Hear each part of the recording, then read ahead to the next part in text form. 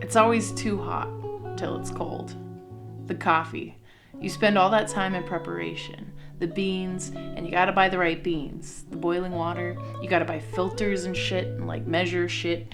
Well, to be honest, I have no idea how to make coffee. Hell, I don't even like the taste, but that smell. I love the smell of freshly brewed coffee, that bitter morning incense. The way it fills the room and says no matter what the day holds ahead, here the fuck we are, alive. It's steaming, catching the perfect light from the window. The shit Instagram filters were made for. Then you go to take a sip, quivering your lips together, tongue to teeth, tilting the mug back, and bam. Burn. The day's first disappointment. You figure, hey, let's give it a second to cool. Stick it in the microwave, wash the morning dishes, then the phone rings, the baby cries, the house burns down. I don't have a baby or a house, but you get the idea. You forget about the damn coffee, and now it's cold, with the house burning down around it.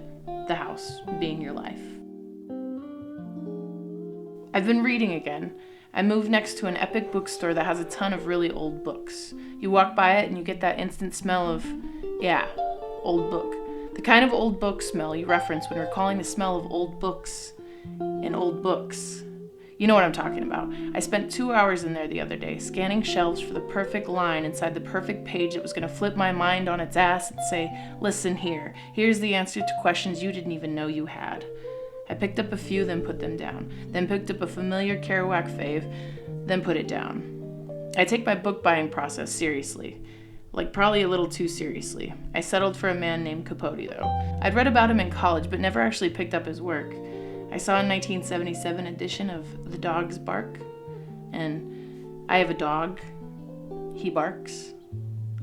On page 7 in the chapter, A Voice from a Cloud, I read, usually when a story comes to me, it arrives, or seems to, in toto, a long sustained streak of lightning that darkens the tangible so-called real world and leaves illuminated only this suddenly seeming pseudo-imaginary landscape, a terrain alive with figures, voices, rooms, atmospheres, weather. And all of it, at birth, is like an angry, wrathful tiger cub.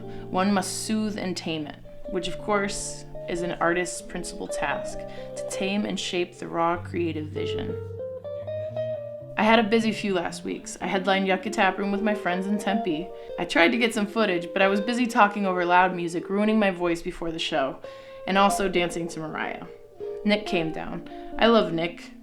I told him this the other day. He responded with, "You're a really good friend," which could be taken as a thank you, but I get Nick. He doesn't have to say it back. Joey and his band were direct support, and my buddy Jake opened up. We did a raffle that included a Valentine's Day serenade from me and Joey, and none other than Joey's girlfriend Jordan won. We then took shots, many shots, and took an Uber home, because it's better to be safe, kids. It was a blast of a night. The next morning we went to the studio. Insert behind-the-scenes studio footage and go. Coming soon, get ready for Rachael Plays Guitar. Bitter songs that sound sweet. An album about love, loss, and tacos. Maybe a little bit more about tacos. Rachael plays guitar. Nick plays everything else. Get ready. Coming soon. Rachael Plays Guitar. This album is not even rated. You just repeat yourself like 8 times. Yeah, a lot. It doesn't matter, dude. It doesn't matter. Nothing matters. You're... Okay, that's the footage. Then I had the Wednesday event at Crescent Ballroom. Give it up to Rachael. Rachael Plays Guitar.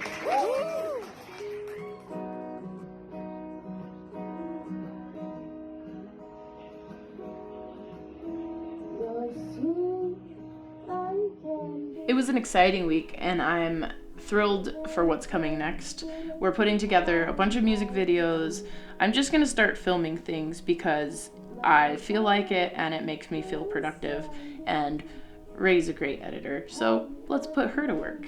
The world spins, the music plays, and the coffee cools. And I suppose it's never really about the coffee in the first place. More about every moment in between. Well, if you guys got this far, thank you for tuning in. I think that's what you're supposed to say at the end of these things. And the microphone's still going, so I'm gonna go ahead and plug my merch too, because if you guys don't buy the merch, then I can't continue doing this. And you're gonna buy a shirt anyway, so you might as well get this shirt right here. It looks really good on you.